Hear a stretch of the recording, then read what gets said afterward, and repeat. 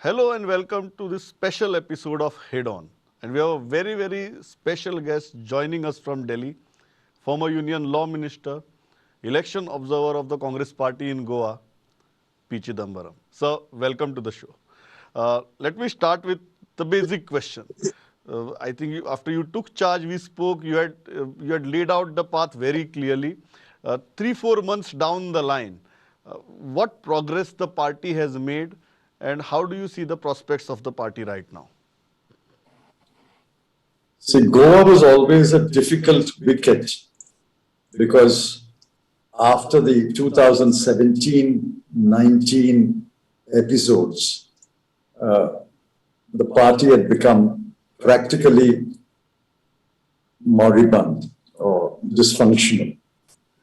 Today, I can proudly claim that the party has block committees in all 40 blocks or constituencies, and about 30 of them are quite active and vibrant. Therefore, I think as a party, we have come alive.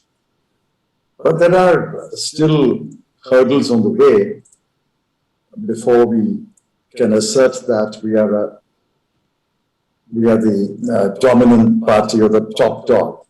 We have to fight a formidable election machinery called the BJP, which uses muscle power and money power and every trick in the trade. But I think we are ready to take the battle to the end, and we are confident that we can defeat the BJP. So when you took charge, you had laid out a very clear path, including about the selection of candidates, at the same time rebuilding the party also. Do you think you have been successful in achieving those goals? By and large, yes, but I will concede that in some constituency where we don't have a winning candidate, we may have to make compromises. But I think by and large, in a little over 30 constituencies, we will be able to select a winning candidate from among the names proposed by the block committee. So has that been a big question mark, the winnability factor?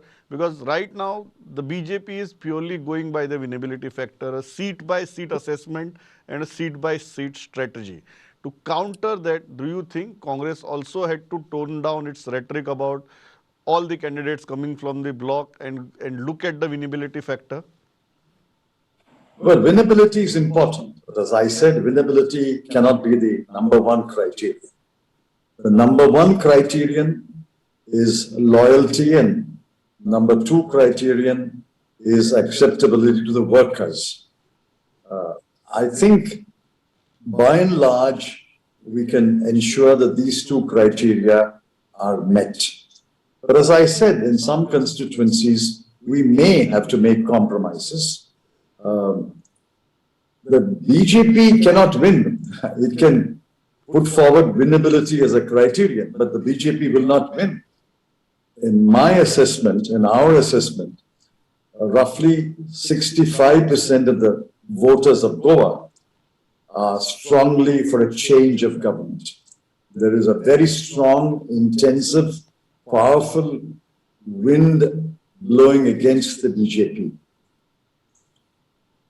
So if you look at the present composition, you took a very clear position that the defectors will not be welcome in the party. Until now, party has maintained its position very steadfastly. But if you look at the overall strategy, you have started accepting defectors from the other parties, not the ones who defected from you. How do you justify that stance? Well, the classic definition of defector is one who defected from the Congress party into another party. But you are right. Someone who leaves another party and joins the Congress party would also come under the broad definition of defection. I don't deny that. But the Central Election Committee has weighed all the pros and cons and has had to take some decisions where we have admitted people leaving another party in this case the BJP, and one or two members of another party into the Congress party. I don't deny that. In a sense, it dilutes the very hard rule that I laid down on the first day, that we will only go by the recommendations of the block committee. But in some constituencies, we don't have a candidate who can win. And many candidates have joined only in the last year or two. In those cases, the CEC is taking a hard look, and I hope they will take a right decision. So do you think the blocks resigning at this point of time, at this juncture, once the model code of conduct is in force and we are just 5 days away from the nomination process, will dent the prospects of the party, or do you feel that the winnability factor of the candidate whom you have invited in the party is going to tide over it? See, this is, I'm sorry to say, a Goa disease. It affects every party. The moment one candidate is selected, even from among the names proposed by the block committee, the disappointed candidate leaves the party. Now, this is not peculiar to the Congress party alone. You will find that when other parties announce their candidates, the disappointed applicants in those constituencies belonging to other parties will also leave those parties. Because the Congress announced its list first, there are people leaving the Congress party from those blocks. But this is something which is applicable to all parties, and wait until the other parties announce their candidates. It's already happened to the AAP. When AAP announced a candidate, some candidates of the AAP have left also. So one question is about the announcement of the candidates, and for the first time, definitely a breath of fresh air, Congress has announced its candidates well in advance. But what we have seen is, after announcement of the first list, your working president and a senior leader like Alex Reginald left the party and joined the TMC. How do you react to it? Do you think a candidate leaving post-announcement, and that too on such a senior position, is only going to further create a very bad impression of the party, which is kind of trying to defend itself, saying that we were the victim of the defection disease? You see, you're exaggerating the importance of Mr. Reginald Lorenco. He was not an important player in the Congress party. He just happened to be an MLA, and he was hobnobbing with every other party, as you perhaps know better than I do. And therefore, his leaving the party has not weakened the party. In fact, his leaving the party has strengthened the party in the bloc. A large number of dormant workers, dormant leaders have come to life in his bloc. And we will field a strong candidate in his constituency. I asked the question because Alex Reginald was the working president of the party also. So when a senior functionary like that quits the party on the face of election, do you think it will create a very, very bad impression? I ended to after declaration about the party. No, you see, the working president is indeed a high-sounding post. But the fact is that he was one of 3 MLAs with us. Mr. Pratap Singhrani is too senior to occupy any position in the party. He's the Bhishma Pita of the party, so I don't have to offer him any position. Mr. Digambar Kamath was a CLP leader, and the other MLA was asking for recognition, and we made him a working president, not in the first round, but in the second round. But I think you are exaggerating the importance of the title working president. He was an MLA, and he was hobnobbing with other parties, and he left. And I'm not unhappy. Let me repeat, I'm not unhappy that he left the party. The next question, sir, you mentioned Pratap Singhrani, and there has been a lot of chatter around whether he will contest or he will not contest even now after announcement of his candidature too. So you are a senior most member of the party. Can you tell us what is the situation on that front? See, Mr. Pratap Singhrani was a given. There's no question of denying him a seat. The question doesn't arise. It would be an absurd proposition. Mr. Pratap Singhrani, if he contests in his constituency, he will win. Everybody knows that. Therefore, when we acknowledged his candidacy in the constituency where he is represented for nearly 49, 50 years, we were only acknowledging the truth. We were not conferring a gift upon it. It was the reality. Now we also said, remember, whether he will contest or he will nominate another candidate to contest is entirely left to his decision. He's too senior, we respect him, we hold him in great esteem, and none of us can take the decision. It will be left to him. And I'm sure he will decide whether he will contest or whether we'll ask someone to contest in his place. So the elephant in the room obviously is the fragmented opposition. Your percentage, I think about 65% people wanting change in the government is visible in practically every pre-poll survey that is conducted till now. But the question remains is the fragmented opposition. This 65% is divided into 4 to 5 segments. Can this anti-BJP vote get consolidated? I know this, you know this, but our other friends should realize that. See, Congress is an old party.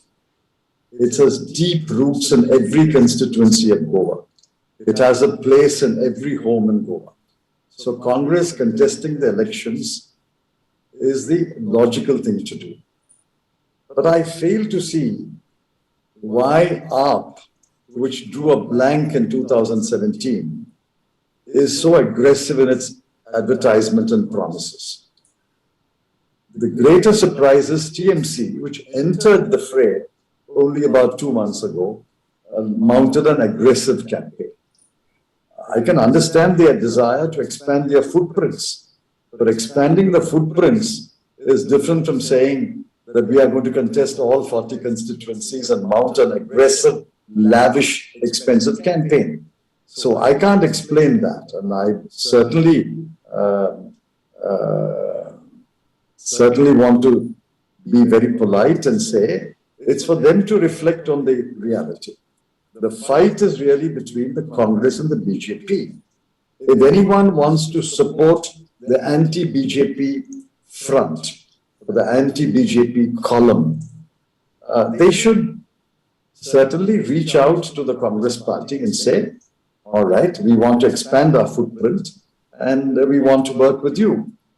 But the kind of aggressive, lavish campaign that was launched and the poaching of the Congress workers has left, if I may say, a bitter taste.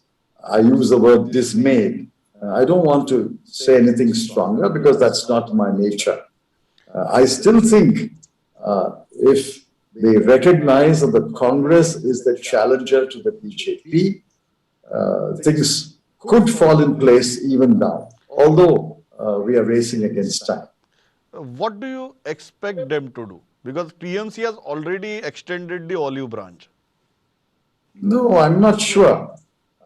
As I said, TMC may have hinted at a desire to form an alliance. But while the desire is there, it is not clear what they have in mind. It is not clear whether they will be the lead party in forming an alliance. It is not clear whether they want to contest a large number of seats. It is also not clear why they are poaching on Congress members. We have not poached on any TMC member. So, but when you are looking at this situation, the TMC is clearly saying Congress should not behave like the Emperor of India. Mahua Moitra said that Congress should not sit on its ego, should get down from the high horse and see the reality. that it is a BJP versus anti-BJP forces battle rather than a BJP versus Congress battle? See, it can only be, in Goa, it can only be BJP versus Congress. Will it be Congress plus is open for discussion. But it cannot be BJP versus any front which does not have the Congress play the lead role. So it's BJP versus Congress.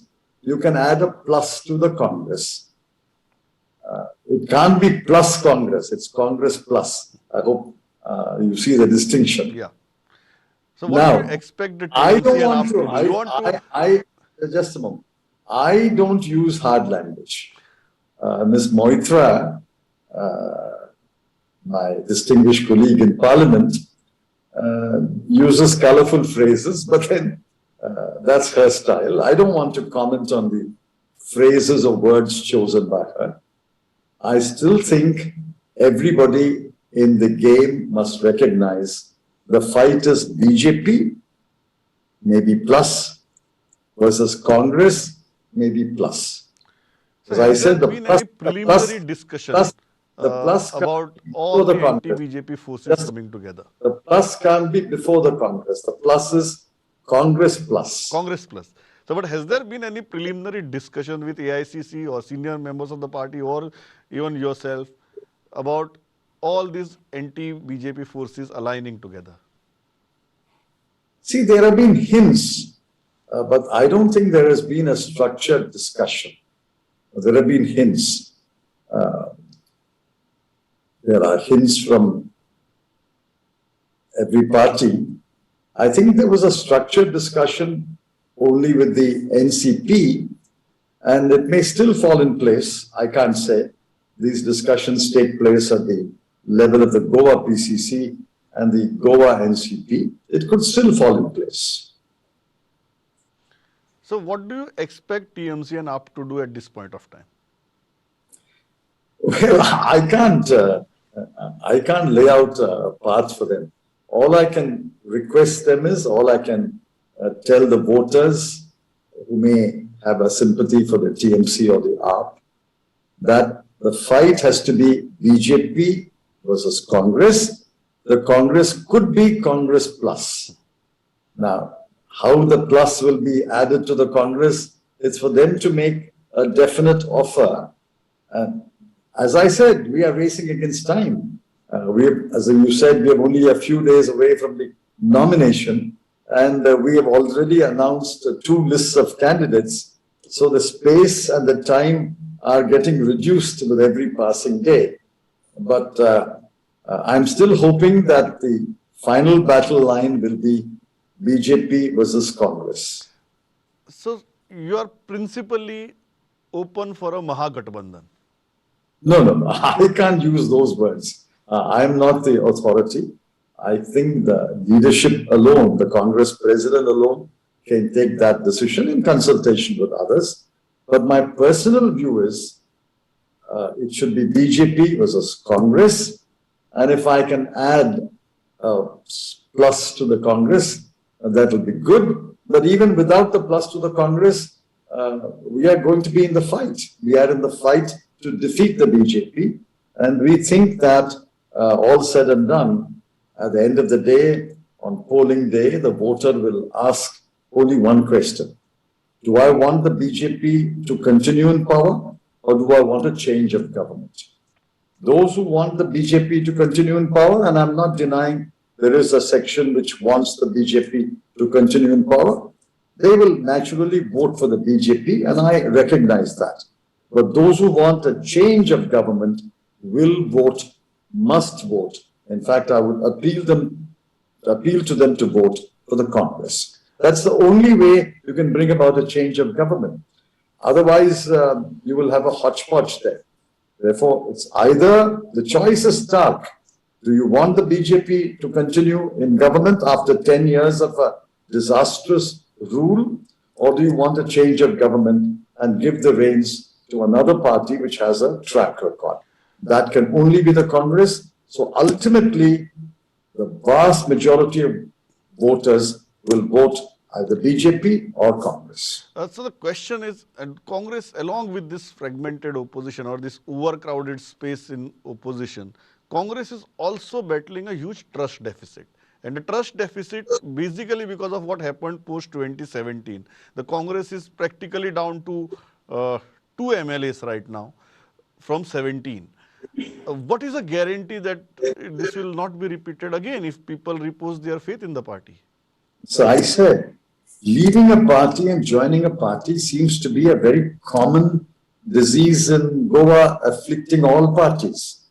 Are not people leaving the BJP today? Are not people leaving the AAP?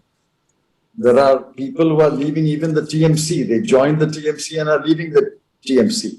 I am completely dismayed by this phenomenon in Goa. It's for the people of Goa to reflect when to put an end to this.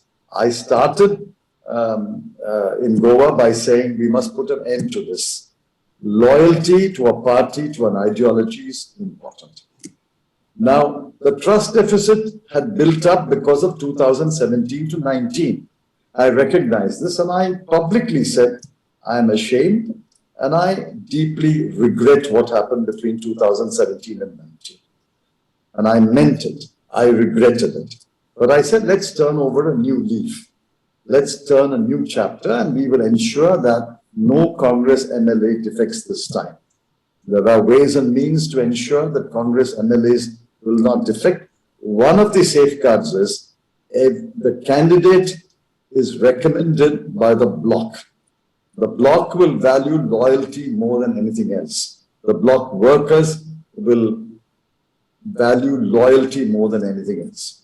So I start with the presumption that the candidate recommended by the bloc will be loyal to the party, loyal to the Congress workers. And there are a couple of other measures that we will take. I can't reveal them now. When all the candidates are announced, we will reveal how the Congress MLA, when elected, after he's elected, we will ensure that he or she does not leave the Congress party. So all the party, basically BJP has kind of declared their CM face. They are saying Dr. Pramod Sawant is going to be their face. Aam Aadmi Party is also in the process of declaring a CM face. It is becoming kind of a clash of personalities. That's how our democracy behaves these days. Do you think Congress requires a pre-poll announcement of a face? I have already made that clear. Once all our candidates are declared and once all our candidates are presented on a stage, we will call the candidates because the CM has to come from the candidates only. So we will call the candidates and consult them and decide whether the Congress's CM should be announced before the election or after the elections. We will go by what the candidates say. So there's no reservation about it. We will go by what the candidates who are going to contest on the Congress symbol of hand, they will say. And if they want a candidate announced as CM before the election, we will do so. If they say, no, we will first win and then we will elect a candidate, we will do so. There's nothing secret about it. I made it very clear. So a final question, you tweeted yesterday about the 4 E's that are going to be the pole plank of the Congress party. 5 E's that are going to be the pole planks of the Congress party. Yeah. Do you think that is enough? It's a very nice thought. Those are very nice words that we read on your Twitter handle. But do you think it is enough to win an election? Absolutely. You see, this is the hand symbol. The hand has got 5 fingers, right? Now, the first is the economy. Please understand the economic and financial situation of Goa is perilous. We have to put the economy back on the rails. The second is employment. Throughout my travel in Goa, I found that the biggest concern of families is jobs. They are boys, they are girls, especially the highly educated ones, are leaving Goa. You see the long line of visa seekers outside the Portugal embassy every morning. Therefore, second is employment. Third is education. In fact, Goa is ideal to become an education hub. If Kota can become a hub, if Pune can become a hub, Goa can become an even better educational hub. We have to give the best quality education to the Goan people. They are 100% literate or nearly 100% literate. They are poised to become a highly educated society. The fourth is environment. This is something passionate to all Goans. The green cover is being slowly destroyed. The three linear projects, the assault on the Molam Sanctuary Park, these are being slowly destroyed. Therefore, we have to protect the environment. And the last, and not the least, the most important, is the ethos of Goa. The ethos of Goa, the culture, the music, the dance, the food, the welcoming citizens who welcome tourists, the friendly people, the people who have lived together for 300, 400 years without any communal conflict or communal strife. They celebrate festivals together. I was there around Christmas. I was amazed to see how many Hindu families are celebrating Christmas. And I'm sure Christian families celebrate Diwali. The ethos of Goa. These are the 5 E's. And I promise the people of Goa, if the Congress forms the government, we will ensure that these 5 E's are achieved. We take Goa forward on each one of these 5 parts to reach a much better stage of development than we are today. Sir, I know these are hectic days. Still, you took out time from your busy schedules and spoke to all of us. I think entire Goa is watching this interview, and you took your time out and spoke to us. Thanks a lot. Pleasure to Thank talk you. to you. Thank you. Thank you.